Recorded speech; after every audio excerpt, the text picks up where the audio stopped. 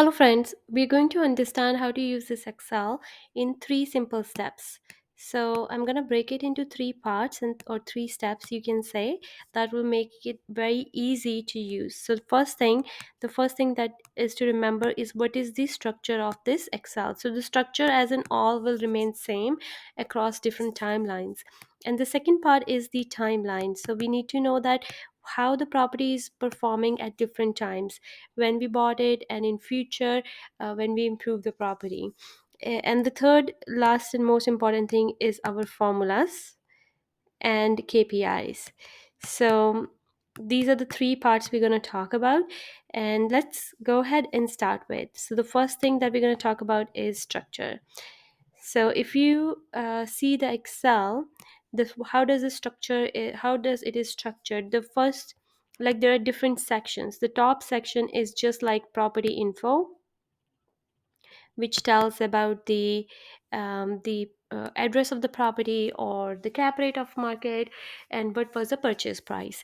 The second part is the income, like how we are making income from the property, from the rent, from laundry or other sources of income related to the property. Next section is expenses, and if you see, expenses are broken into two parts. So the left hand side is the operating expenses, and the right hand side is the how much money in has gone in when at the acquisition, when you bought it, right? Acquisition, or even when you renovate. So like in total, like how much money is going to go in. So this is our expenses, and underneath, after expenses, comes our financing, and after financing it comes our uh, KPIs and cash flow. KPIs on the right side, and here you can see the cash flow. So if you see, the Excel is designed in this structure. It's very easy to follow. It's going to stay the same for every property, whether you're buying a single family or whether you're buying a multifamily, whether you're buying 2 units or you're buying 30 or 60 or 100 units.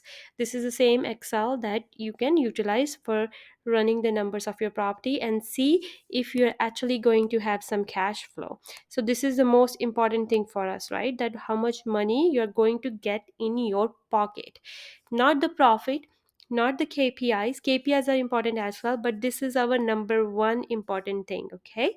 And this also helps in telling us that how much the property will appreciate, force appreciate, not market appreciation. So there are going to be so many factors that can help you making a decision, but in this video we are going to see how to use this Excel, and then you can watch my follow on videos on my YouTube channel Kush on Fire, and on that you can watch more detailed information videos on KPIs and other factors, other things that we look into when we buy the property. All right, awesome. So this is our structure. All right, so now we will move on to timeline. So the second point that we're going to see with this structure is, now we're going to see that how it is performing as is when you buy the property, when you buy it, okay, at that time, how the property is performing, how much is the cash flow, how are the KPIs tells us the health of the business. Okay, so this is we are going to look it as a business, so it tells us the health of the business, but cash flow tells us the how much money we are going to get. And as is the timeline when we buy the property. This is when you buy the property, how much income it currently have, what are the current expenses, how much financing I have to get. Okay, so these are the things.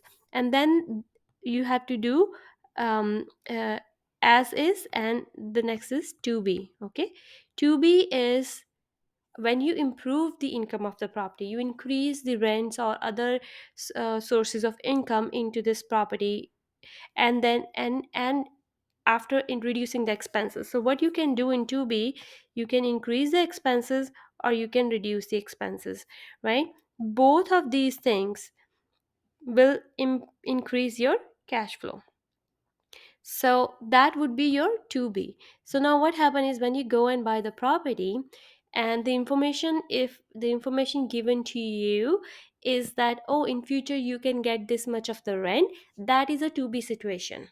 And if the price, the purchase price is based on 2B situation, it means that that you are paying for the future scenario. You are not paying for the property's current value. Okay, so these are the two very important timeline factors. So in this Excel I have just given you two simple timelines as is and to be. You can always copy the same Excel and make more timeline scenarios as you progress in your business. From as is, now you have improved the income. Maybe you were just able to increase the rent or add laundry or add parking fee, right? So then your to be scenario 1, right?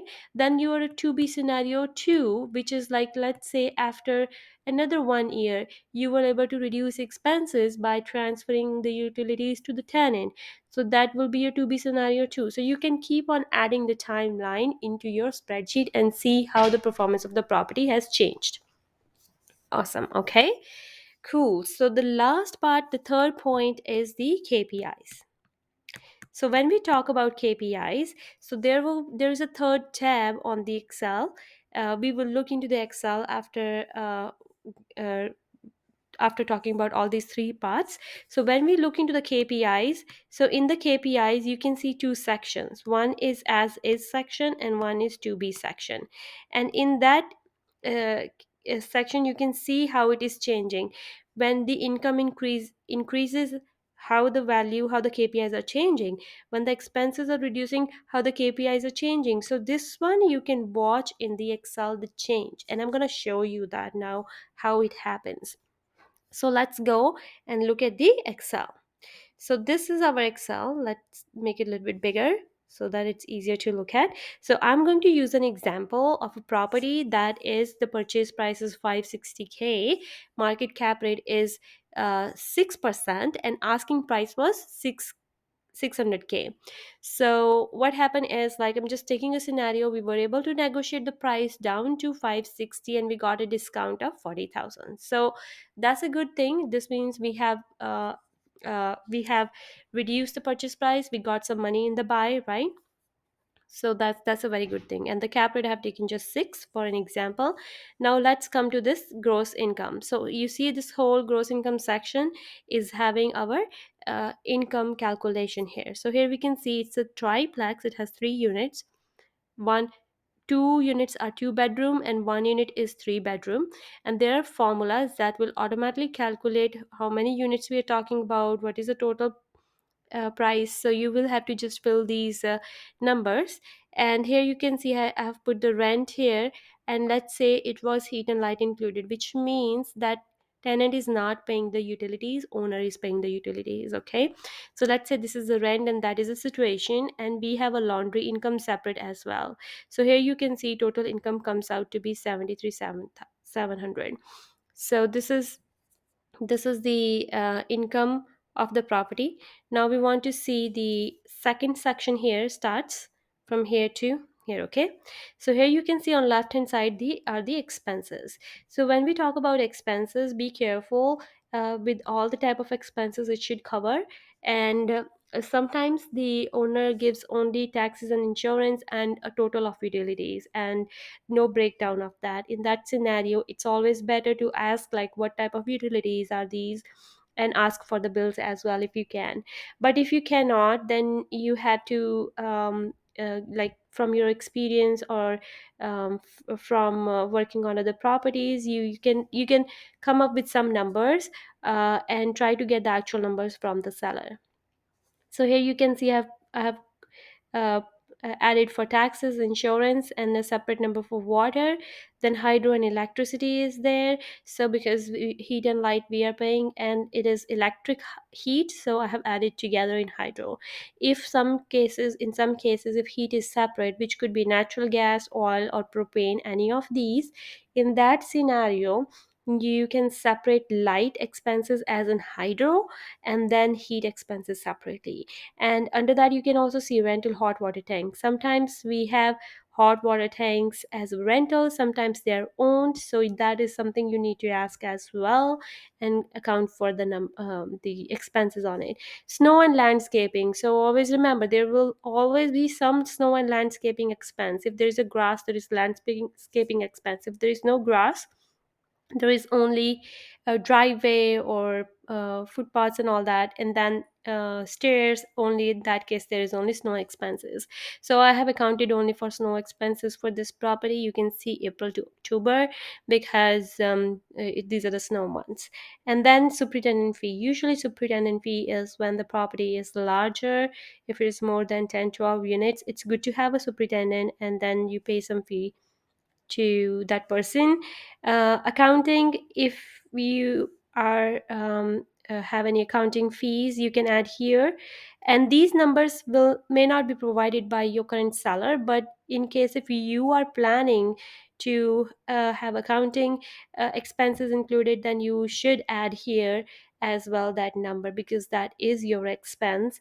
uh, if you're buying it whether under your name or under your corporation, you want all the expenses related to this property should be covered by this property. So that is the goal. Okay. Garbage, so in some cases like units up to 4 unit, city takes up the garbage, but if city is not picking the garbage, then you have to add the expense for the garbage as well.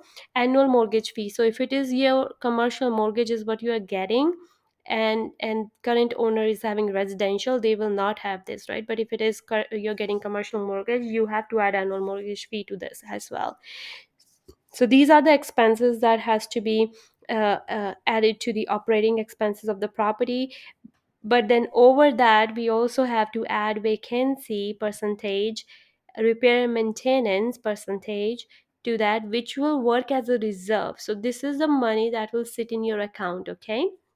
And this is you will save it in the form of like reserve, and in the form of percentage of your expense percentage of your in the form of percentage rather than some specific number. All right, you can see the formulas everywhere, how we are calculating the formulas here. And Here also you can see, so the formula we have used is D37 into B55, which is D37 this. So you see 2% of the effective gross income. And same repair and maintenance depends on like what type of location it is, what type of property it is, how old is it. So this will be different for every property. Repair and maintenance 5%, 7%, 10, 15. You have to see the condition of the property and analyze, and based on that put a percentage here that how much money you want to save in reserve for any maintenance activity on that property. Vacancy is dependent on the market vacancy, so what is the vacancy rate of that particular city is goes here, and it keeps on changing as it changes in the market. So if it is 2% and 5%, 10%, but if sometimes it goes to 0% and sometimes it also goes to negative, so in that case don't ever make it to 0 or negative. So keep your minimum number here, that at least this much, 2%, 3% you will always keep as vacancy, because the moment a tenant leaves a unit, it can take 2 to 3 months to refresh the unit and then to re-rent it. So for those 2 3 months you do not want to pay money from your pocket. What you want is the income from that existing property with that vacant unit should cover this, right? So you need to have the reserves in your account. So this is where vacancy and repair and maintenance will get saved in your account. Next one is management fee. So management fee is the fee charged by your property manager. Always go for a property manager, because they always know how to take care of the property in certain situations, which are like whenever there's a problematic situation, they usually know how to you know take steps and actions on that. So we always like to have the property manager and put that number here, and then calculate our expenses. So these are total expenses, and they're called as operating expenses. All right, so we have seen gross income and we have seen operating expenses. Gross income is also known as revenue. So now on the right hand side, if you see this section, so this section is just like how much money in is going in when we are buying the property. So we just like to make some calculation like how much cash in we have to go for.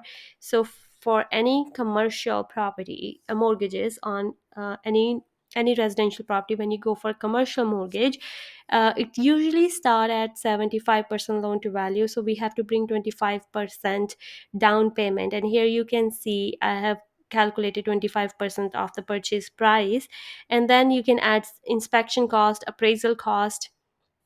Always go for a conditional buy and inspection, three clauses. We always go for three clauses. Simple, okay, easy. Financing clause, inspection clause, and insurance clause. That's it. And you can add more also, but these are the main three one. It's basic ones. And then we have to add the insurance cost. So the insurance given by the current seller, this will not be your insurance. Your insurance will be higher because it will be based on the new loan to value and current condition of the property, and the previous owner might have bought it long time ago. And even if it is current, like if it is not that old, the insurance prices are increasing year to year. So always, when you get this insurance number and from the seller, just always put a little bit higher number, at least $200-300, so that you can see how your numbers are, how your cash flow is changing. And if you are lucky enough to get the same amount of insurance, then your cash flow will increase, right? So that's always a good thing. So here you can see land transfer tax as 1%. Some places do not have it. In that case, you can skip it. And then we have other legal costs. So you can like from our experience, sometimes it takes 2 to 3K. In some cases, based on the size of the property, it goes to 5K.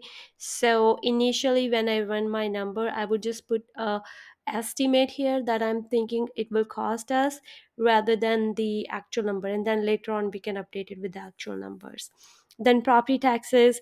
Also remember, at some places property taxes changes when they change hand, which means when a property is sold, there is a new purchase price which will be usually higher than the previous purchase price.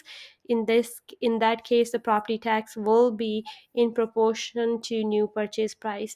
So that also you can check and estimate that how much would be your new property tax and put that number here.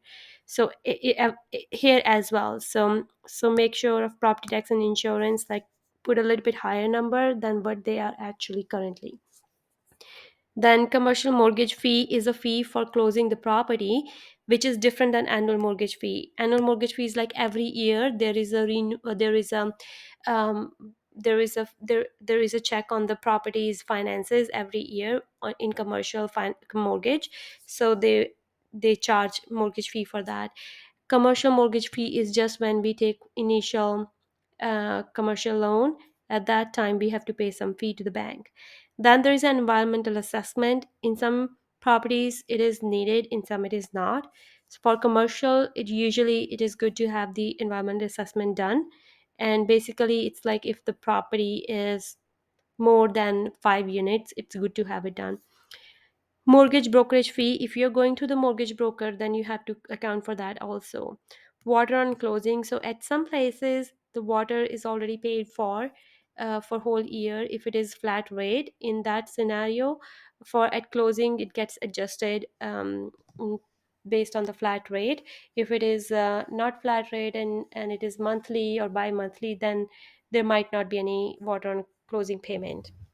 There can be rent credit also, right? So you can add more rows here based on which area and which type of property you're buying. So here then you can see total investment, like how much money you're putting in. So this is our expenses. And if you scroll down, here you can see financial overview. Here we can see we are taking 75% loan to value. This is the amount. It's getting auto calculated from the formula. Amortization period is usually 25 or less. based on the condition of the property for commercial properties. Okay, if you go for CMHC mortgage, it can be higher than 25 um, as well, but again, condition of the property depends on that highly. Interest rate, if you can see here, I'm using 7% because the interest rates are high right now.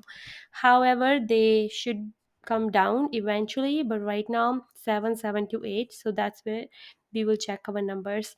And then if you see this section here, you can see this is the most important part. We should always check net operating income. So here we can see we deducted total operating expenses from effective gross income, and we got our NOI.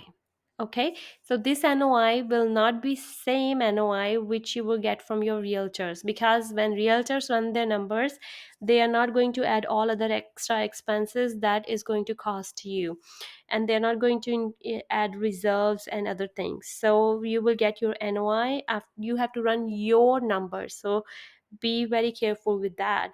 And then there is a financing, and then financing cost, how much it is going to be, and then there is a profit. Here you can see annual profit and monthly profit. This is the number that the profit that you get after paying your monthly payments out of this NOI. Okay, you paid your monthly payments out of this NOI, and this is the money you're left with. So now this is your financing, and based on this financing, here we can see debt coverage ratio is being calculated. Okay, debt coverage ratio is simply what we have done here is, here again you can see the formula. We are just dividing net operating income by debt service, and debt service is our total yearly that we are paying, and total yearly NOI, total yearly debt we are paying, and total yearly NOI. Got it? So that is our debt coverage ratio. Debt coverage ratio should be between 1 to 2 for loan to value, uh, to get the loan to value of 75%. If it goes lower than 1, then you have to start reducing your loan to value and start reaching the debt coverage ratio of higher than 1. So those are the details. We will look into on those details in a separate video, but here I'm still giving you a little bit overview. Okay, so this is our financing, and under that you can see on the left hand side cash flow profit. So this is your cash flow profit monthly and annually. And if you're having a partner, right, separate partner, operating and capital partner, and then you can divide it based on the percentages. Right now I have done 50-50 here, but you can always change it based on however you end up creating the structure. And on the right hand side, very important is the key success indicators. So we also call it KPIs, which is key performance indicators. And here you can see there are different indicators that we have. We are talking about cash on cash return, and what is our objective, and is it reaching that objective or not. It's not, so it's red. If it is reaching that objective, yes, it shows as green. So here you can see all different KPIs. Okay, we will talk about these in detail in a separate video, but right now let's just look at what's happening. So this is our cash flow performance report, and this is as is. Okay, this is how, when we are buying property, these are the expenses and income and everything, and here we can see we are making a cash flow. So there is a positive cash flow. Now if I buy this property, I can tell that because heat and light are included, we can transfer the heat and light to the tenants and get rid of our 10,000 expenses. So here I will go to cash flow to be. Okay, it's the same sheet, everything is same, so you just copy everything and everything would be same. And then what we will do, from heat and hydro, here from 10,000 we remove the 10,000, and now the hydro is transferred to the tenants. Now by just removing the hydro, did nothing else, just removing the hydro, come down, and here you can see profit has been changed to 1560. And if you want to see the comparison, go to this KPI, and here we can see what happened. So cash on cash return, by doing that, changed from 5 to 12. Average profit per unit changed from 242 to 520. So why it is showing 242, we are talking about per partner. Okay, so we are looking at per partner. So per partner average profit, what has happened, um, has been uh, im- increased as well. Gross rent multiplier remains same. Usually that doesn't change. Property cap rate has changed, 8 to 10%. So remember, when you have the property and property's cap rate has increased, which means you have like the value of the income, like your cash NOI has improved. Okay, that is what it means. Then debt coverage ratio has also improved, so that is a good thing. It helps in refinancing. It should be higher. The higher debt coverage ratio, the better refinancing amount you will get. And then operating expense ratio also looks to be better. So here you can see, if you come under this, just check in these two excels. Here you can see that average KPIs, and what are red and what are green, and then cash flow to be, you can see what are red, what are green. So average per unit profit is increasing, right? And here at cash flow also you can see that cash flow is also increasing from what it was, to from 727 to 1560. So this is your Excel, and this is your KPIs. And here you can see I have just done these added the formulas here, right? I'm just pulling data from certain fields, and if you want to like add something more here, let's say cash flow, right? Not cash on cash return, let's say cash flow, you can always add these things here. Never be scared of the Excel that it will get spoiled.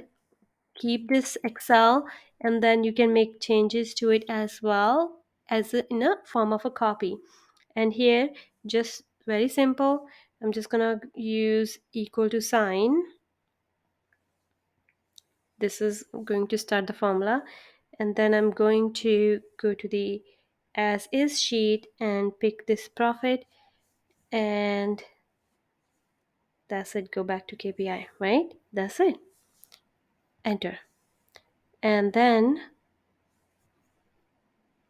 oh sorry, let me do it again, because I'm not using my keyboard. I'm using the screen keyboard. It's just like a little bit different. So let's go back to here and here, and then here, and then enter. Awesome. You can see that, right? And then we can change it. I'm doing it intentionally here just to show you that it's not that difficult. And here you can see this dollar sign. Just click on it. It picked that format, right? Same thing here. Now we're going to do again, okay? Just use equal sign and pick now in 2B, and then scroll down and pick this field and keyboard and press enter. Okay, and then again just make a dollar sign to this. That's it. So here you can see all these fields, right? And then add borders to it. Play with your Excel, okay? Don't be scared of this. uh, if it gets spoiled, do not worry about that. Come back to this website, download the Excel again, and watch the video again. Don't be scared of it. And then here you can see, you can give it a color. So I know some of you might already know these things, but if some, for this is I'm doing it for the people who are new to Excel and new to numbers. So this is how you can do things. And remember three things. Remember three things. Don't forget them. The structure. What is there in this Excel? What is the timeline here? As is, to be, right? And KPI, how my property is performing, how much money I'm getting in the pocket. That's it. That's it, all you need to know. And of course, yeah, like there are a few more things in details, but the simple overview thing is like how much money is going in and how much money you are getting out. And also, when you do these things, right? If you're thinking about in reducing the expenses here, and it will take certain time to it, so you have to think about that. Will it take me 1 year to do that, or I can do it in 3 months or 6 months? So based on that, you can think that how much money you're going to make in how much time.